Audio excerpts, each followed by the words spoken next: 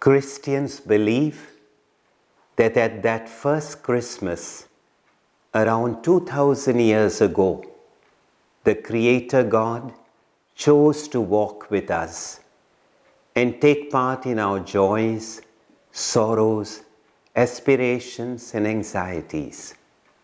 My mind and heart go to the place where He chose to be born as a babe and where He was hailed as the Prince of Peace.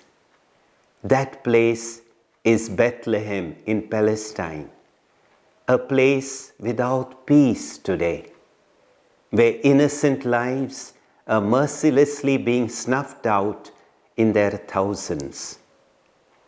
Our Pope Francis has recently made yet another frantic appeal for a ceasefire in these words: please say no to weapons, yes to peace.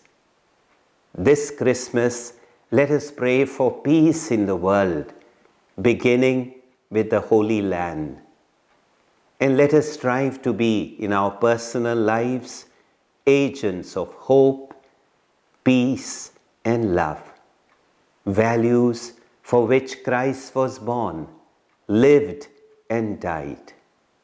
I wish everyone a joyful Christmas and a new year full of divine blessings.